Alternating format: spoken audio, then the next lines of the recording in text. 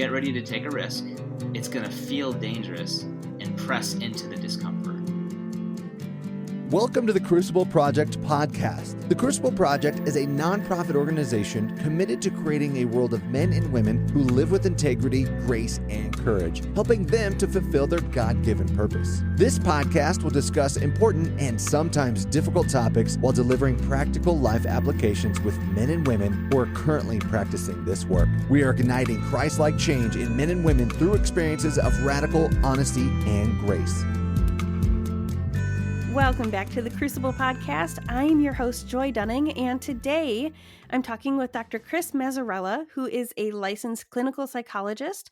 He's also a managing partner with Heritage Professional Associates based out of the Chicagoland area. So welcome, Chris. It's good to have you today. Great. It's great to be here. Thanks for having me. So we're going to jump into a few different places today, starting with your personal Crucible journey and then how that has impacted you in your professional life as well. So let's start at the beginning. Do you want to tell us a little bit about how you came to learn about Crucible and what brought you to a place of being interested in going on a weekend retreat personally? Yeah, I think good context would be just to understand a little bit about me and my background for the run-up of being introduced to Crucible. So I was born on the East Coast. I'm from Connecticut originally, to a mom and a dad, intact family, older brother. My dad was actually a sportscaster, a DJ.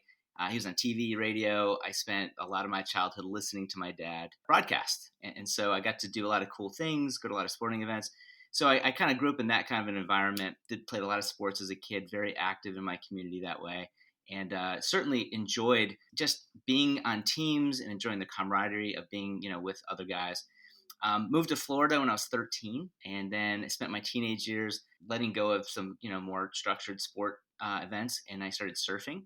And so, again, love the camaraderie of other guys surfing and enjoying that kind of experience together. Went to college, went to Florida State University, ended up joining fraternity, loved the guys, loved the connections, and I definitely was challenged in many ways through that. And then transferred to a small Christian college, actually, and then got a major in psychology. So I developed a sense of realizing my limitations, probably in college to a pretty significant degree, and really understood the role of community and connections, and recognizing that I just can't do things on my own. I need to reach outside of myself. And so when Crucible was presented to me, it was 2013, by a friend, Bob Lacasio. We were leading a trip of Wheaton College students to England for 6 weeks. And he kept on talking about Crucible, and I thought that he was talking about a cult that he had been a part of. And so I was like, what is this Crucible Project thing? And anyway, over the course of time, I had my suspicions, but I realized more and more that it wasn't just for people who are absolutely in a desperate situation. It's for really all men and women who are looking for change and looking for something new and different to kind of like expedite a bit of the change process in a very intensive way through a weekend, which I then eventually did after several years. It took me until last summer of 2022, to actually do a weekend myself. It took a long journey for me to get to that point. But that's a little bit of my introduction to Crucible, my appreciation for transformation that takes place in community of other men, and why that probably appealed to me over time. Yeah, that makes sense. So you signed up to go, and what was it like for you heading into the weekend and then maybe coming out of it, as far as expectations and what actually went down? I was pretty motivated to be a part of a Crucible weekend for probably several years. I'd been referring people, my clients, who were in desperate situations to go to the Crucible weekends. And it was a bit of a risk, but I kind of knew what happened on a Crucible weekend in general, but I didn't know the specifics. But they would each come back to me and say, Chris, this was probably the most valuable thing I've ever done. And so appreciated you referring me to this weekend ministry. And they would come back with a renewed sense of motivation and openness to try new things and to press into some of the things that maybe they were tripping up over. There were obstacles in their lives, but they just had an easier time working with them after they do the Crucible weekend. So when I signed up for my own Crucible weekend, they told me that I signed up for an urban weekend. And I'm like, well, what does that mean exactly? And they said, well, the urban weekend is just a group of diverse men, a lot of inner city men. And I said, this sounds amazing. Yes, I'm all in. Let's do this. So my approach to the weekend was extreme openness, radical openness, actually. Openness to change. I knew I needed something to take me into a deeper place in terms of my own health and growth and wholeness as a man, as a husband, as a father. And so I went into the weekend really just quite open to experience whatever it is that God had for me. And so that was the posture that I entered into it with. And I think that was the exact right posture to get the most out of it.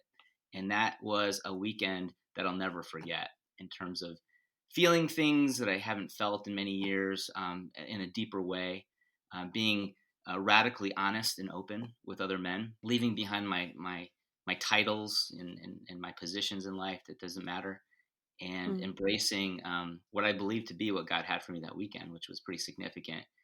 So it took me to new places emotionally, and even with my understanding and having more grace for myself, and realizing there's a lot more healing that needed to be done. It wasn't just I was good enough. I had to press into more in-depth healing, and I realized that there was something more for me that the weekend introduced me to. Yeah, that makes sense. So, you have all of this knowledge and education as a licensed psychologist. So, what was it like personally going through the weekend for yourself? And, did you find that you were able to disconnect from the practicing side of things and engage in that space for yourself? Absolutely. One of the things that my profession does really well with those who follow, some of the guiding principles is you realize how to be in the moment and, leave behind things that could cloud or distract, your experience. So I really did just embrace the moment really, really well as soon as I arrived. And I realized I had thoughts of doubt and, a little bit of, concern and, is this the right thing for me? And that happened at the outset of the weekend, but slowly I was just like, one step at a time, and I was able to really immerse myself into it and let everything go. I didn't think about the other men in terms of how I could understand them or help them. I just, I related to them as one human being with another. And I had a lot of Mm. compassion for them, a lot of compassion for myself. And I saw us all as being very equal on a journey. And the journey, we're all in different, stages of our journey, but we're all in the journey. And so it was really wonderful to open myself up to that experience, leaving my role as a helper behind me before I got to the location of the weekend. Well, that's really great. That's awesome. What has it been like since you've been on the weekend? I know that you have referred clients to Crucible both before you went and after. So I'm curious if you can share a bit about the impact that it had, maybe on you personally, but also, what it's like now working with clients when you tell them, "Hey, you should go check this out too and consider it." I came out of the weekend with a great sense of my knowing what my own needs are and being honest with myself, and then in turn being honest with the people in my life. And I was realizing how I was doing so much to keep the peace and please people in my life that I kind of left my own needs at the behind. It was not a priority until finally it just wore me down to the point where there was nothing left. All right, and that's where I kind of found myself during those COVID years where I experienced so much loss, so much suffering, had a number of family members that died, and had a lot of own challenges within my own family. Raising three teenagers through COVID was not easy. So coming to the place of just being honest with myself and what I needed. And so that allowed me to model for my clients better in terms of letting them know how I benefited from the Crucible weekend, and relating to them where I was before and where I am now and why I think it's valuable. And telling them in such a way that they actually said, you know what, Chris, I'm willing to give this a try. And some of them were particularly anxious about it and really kind of like pushed it off for a number of months until finally, I kept on bringing it up and they said, okay, I think I'm going to finally do it. And but those Mhm. who prioritized it and did it, they came back with an understanding of what I was talking about. And truly, even their wives have told me, wow, I did see a change, a shift that happened. And some of those guys continued in that progression of healing and following up in community, either with Crucible or somewhere else, and they experienced more benefits. But I definitely noticed that they had an opportunity to go deeper if they stuck with it. And some of these men did, some of them not so much, but they'll still come back and say, wow, that was an amazing, transformative weekend. So all have been positive to this point, which has been encouraging to hear. So, when referring patients or, talking about this to the men who are sitting in your office, can you tell me a little bit about how you maybe tee up the weekend to them? How do you describe it? And what does it look like to communicate, some of the details without giving a lot of details about why it would be beneficial for them? Yeah, at first I really assess whether or not they're at a good place to do it. Some of them, they don't have the right level of readiness of change. So when I talk to them, I usually say, this is really for those who are really serious about making changes now. This is a risk. And with risk, I call crisis is a split between opportunity and danger. And it's going to Mm. feel a little bit like both, but the opportunity is greater, much, much greater than the danger if they're ready. So when I talk to them about this opportunity, I say, get ready to take a risk. It's going to feel dangerous, and press into the discomfort. Embrace the discomfort. Get comfortable with being uncomfortable is where growth and change happens. So I let them know that the weekend is going to be challenging. And if they can get through, the first several hours, and if the clock strikes 11:30 p.m. and they're still there at the camp, hey, that's great. That's a sign you're going to make it through the weekend. But there are a lot of doubts early on in the weekend. But as the weekend progresses, that's when you give yourself an opportunity to embrace the challenge and continue to press in, with the reward being on Sunday. So a lot of it is just preparation of, hey, it's gonna feel uncomfortable. Press into the discomfort, and then you'll be glad you did if you make it to the end. And I tell them any transformation process always involves discomfort. Ask the athlete. Ask the person who painstakingly commits themselves to music or any kind of a craft or project. There's going to be frustration and tension and self-doubt, but in the end, they're going to be really proud of themselves if they don't let an overwhelming feeling of shame and inadequacy take over. A lot of these men have really negative self-talk, a lot of core beliefs about who they are that were embedded within them, from the time that they were children, and they've never, shaken them off. They continue to believe these core beliefs, and then they live them out like a self-fulfilling prophecy. So a lot of what we need to do is challenge some of these core beliefs, and Crucible Weekend provides some opportunities to do that. Yeah. Can you tell us a bit more about how you are able to partner with Crucible in your practice? What it looks like for the men who are coming back from a weekend and coming back into your office to talk, and maybe some of the differences that you see?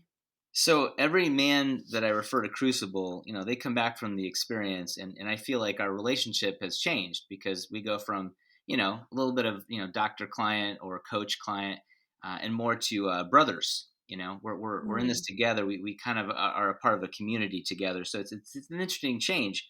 But when they come back and we can start now using Crucible language, we can continue our work and do deeper work. And it's really wonderful to use some of the insights and some of the language that they've been introduced to continue on in our work together.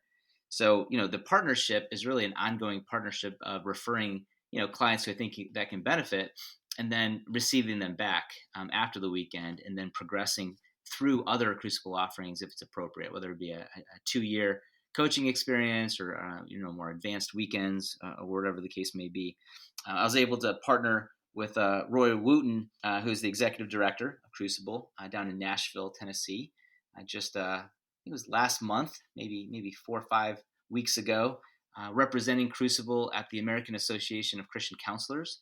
So together we were at a booth engaging people who were attending the conference and telling them about the Crucible Project and all the wonderful benefits that can come alongside helping people on their counseling journey using this kind of a weekend. It was really fun to get to know Roy. He's just such a man full of life. He was playful and fun to hang out with. And so it's cool to share the story about Crucible and my personal story, both as a professional and as a man who went through the weekend, to just say, hey, this is a great adjunct or supplement to whatever you're doing in your healing journey. And so I was able to partner in that way with Roy, and I'd love to do other opportunities like that with Roy in the future, and just other Crucible endeavors to get the word out. Yeah. I know he spoke highly of that experience as well. He said, "Oh man, he's great. He had nothing but wonderful things to say about you." So, I'm glad you were able to be there, and you just shared a little bit of it, but maybe what would you tell another counselor who's saying, "Well, I haven't been personally, but I've heard some people talk about the Crucible Project and wondering if it would be a good fit for my clients." Yeah, what would you have to share with them? Well, one thing I'll say is, I've been in this profession for about 27 years. And I think as a younger counselor therapist, you tend to play it safe, extremely conservative approach to only recommending things that you have vetted extensively and making sure that it addresses, all the areas that we as professional mental health professionals want to make sure is on the up and up and scientifically validated and all the rest. I think a lot of it is just taking the risk because, there are a lot of things out there that are working against our clients. There are a lot of emerging problems. There are a lot of ways in which these men are just really just drowning in all Mm. kinds of stressors and, relational challenges and mental health challenges.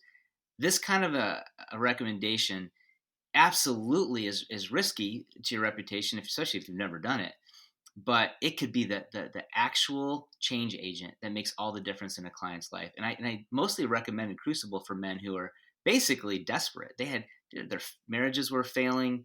They were absolutely losing everything, losing contact with their wives, with their kids. Their professional lives started to tank. I mean, they were just losing all kinds of connectedness with people. So desperation yields an opportunity. And so my opportunity as a counselor, as a therapist, is to recommend resources. And I know if these men take advantage of this resource, they're going to save 6 months of their time in therapy, catapulting them to a new level of self-awareness and intentionality with how they want to develop Mm. as a man. And I find that to be a risk worth taking with men who I think it's riskier to not recommend something like this, to just rely on therapy or just rely on like reading books, self-help books or whatnot. Men do well with an experience that is intense. There's a lot of camaraderie with other men, so they don't feel out of step. They feel it's more of a norm to participate and to do it efficiently.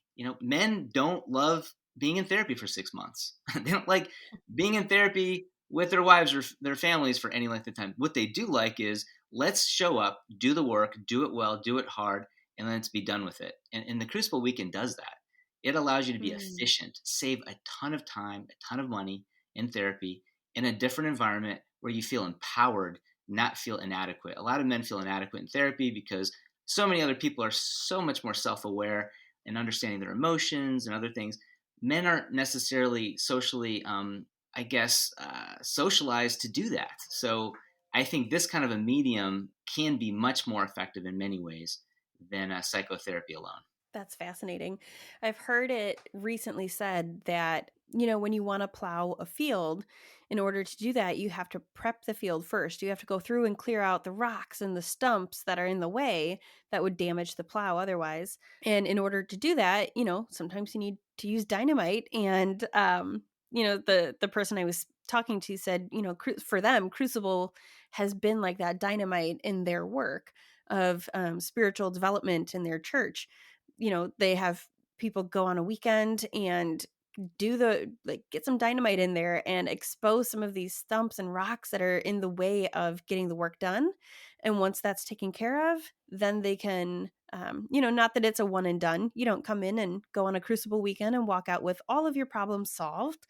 But you do walk out definitely more aware of what they are and ready to do that work. So it sounds like that, that analogy came to mind because of what you were saying. It sounds like it does some of that in your work as well. So that's really encouraging to hear that you see some of that coming out. Yeah, no, that's a good way of putting it. It is it's a disruptor.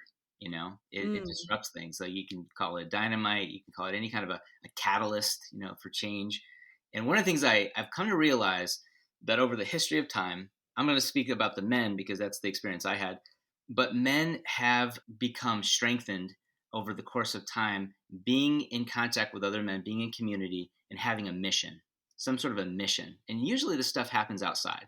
There's some sort of a man versus nature component to this. And so when you look at what Crucible does, it gets men to be in much more of an element that they were historically in, as they went about things like rite of passage rituals, where you Mm. become a man through going through a certain ritual or rite of passage. It's kind of like our culture doesn't really have anything quite like that, like what has done historically over the course of thousands of years.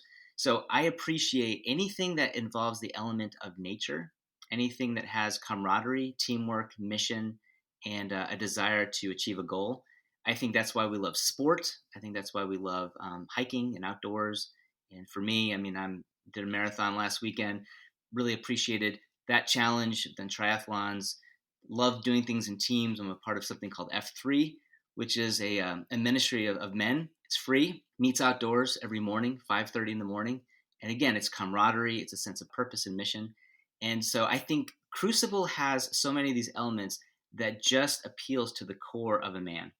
And the cool thing is I know that there's Crucible for women. I recommended one of my long-term coaching clients to the Crucible Women's Weekend, and she came back with glowing things to say about the Women's Weekend. So I'm also a big supporter of the Women's Weekend as well. And she was somebody who basically was going to bail probably 15 times before she started the weekend, was going to bail on day one of the weekend, and was so proud of herself and strengthened and empowered to get through the weekend. And she couldn't thank me enough to be a part of that experience. So again, many good core things that are part of the weekend that appeal, I think, to men and women. Absolutely. I mean, I can speak from the women's side and say I didn't know what I was getting myself into when I signed up. My husband had been, and I knew he made it through, and it was a great experience for him. But personally, I did not know what to expect, and that fear of the unknown almost held me back. It almost kept me from showing up. And that, Joy, that's common. That's common. Our brains are wired to keep us alive. Yeah. And so anything that's new, our brains tell us signals, hey, this is dangerous. Maybe you should avoid this. Mm-hmm. But sometimes, we need to tell our brains to stand down Yeah. and say, thank you. Thank you for giving me the signals that this is new, this is different, it's unfamiliar, but I am okay with this. This is not a threat to me. And Yeah. then your amygdala and your brain and your body will get the signal, oh, okay, this is okay. It's a little bit, unfamiliar, but this could be good. And then we are not as panicky going into the situation. Absolutely. Well, and that was part of what made it safe, is that I feel like that was even recognized on the weekend. They're able to say there's a part of you that's wanting to fight this. And that part has protected you from some things, in your life. It's kept you from making some decisions that could have been dangerous. So we don't need to shame that part. Let's honor it, thank it for keeping you safe. And also, if what I've been doing in my life was working for me, I wouldn't feel the need to keep seeking out growth. But, when you're in a place of saying, gosh, there are some things that just aren't working, and what can I do? And I don't know where to go. I found that for my personal journey, for my husband's journey, Crucible offered that catalyst, like you said, to be able to point us towards new ways of growth, new ways of thinking, and saying, I can show up fully transparent, fully authentic with who I am, who God made me to be. And I have now a community of other women, for my husband, a community of other men who hold us in that, see us in that, and support us along the journey. And, I'm a huge proponent of proactive mental health. My counselor would be my best friend if she could be, because I love, Yeah. like, I don't think that you only belong in a therapist's office if you're in the middle of crisis. Obviously, that's a best place to be if you are in crisis, but I'm all about getting the tools that you need, even when things are good, to be able to navigate that crisis. And, I found that having Crucible as a tool in my toolbox has just been a game changer for me. And, I've talked to my counselor about it. She wants to go. And so I love hearing your side of it, from your professional aspect. In your office, you see a lot of men who go on a weekend and come home, and you're getting them kind of right after their weekend experience. But I'm curious what your thoughts are on how Crucible impacts maybe the long game, not just the short term, but the bigger picture of life. First of all, I think a lot of men come into a therapist's office, for example, when they're in crisis or when their wives or their children are in crisis. And a lot of men don't see a need for significant change. But usually people are telling them things are really bad and change has to happen. So when they actually go to a weekend, that's a wonderful step. But oftentimes what men do is they don't think about 15 years from now or 20 years from now when their lives are going to look quite different. They're going to be 10 or 15 or 20 years older. They're going to be in a different place in their career and their family life. And the question is, are they going to be the kind of man that their wife wants to be married to? Will their kids want to visit them when they're adults and they're grown? What kind of health will you be in as an aging male? How engaged will you be in work? What does your plan look like for after your working years are over? A lot of men don't think about the future, so it's important to invest in the future now and really attend to this question of who am I becoming? Am I becoming a more loving husband? Am I becoming a more attuned father? Am I engaging in friends and so I can invest in friendships that can last into my older adult years? And those investments have to happen now. They don't just all of a sudden happen spontaneously by themselves. You have to be intentional. So investing in your future self is a huge part of this Crucible journey, and that's why Crucible is a catalyst for that investment. That's wonderful. And, Crucible is a piece of the puzzle. We like to say that it can be for anyone, but it might not be for everyone. So if Crucible is a part of that journey, that's fantastic. But I'm curious too, what other resources do you have for men and their families to move toward that greater health and better home life? There's an on-ramp that is all around us. A lot of opportunities to be a part of healthy communities and do healthy things, whether it be joining a gym, joining a group at church, or these kinds of things. At Heritage Professional Associates, where I am, we have a number of groups for teens and adults to help them, live more effective lives. And in particular, we're expanding our coaching program at Heritage. Where we're working with teens and emerging adults to give them experiences and the kind of tools that maybe they didn't get growing up to be highly successful adults. Coaching is not to address any kind of a diagnosable problem. It's actually just to enhance one's life. So coaching is very positive. It's very much affirming what's going well, but giving them next level skills to be more effective in life. Emerging adults now have more challenge than ever to live effectively, both interpersonally and in their careers.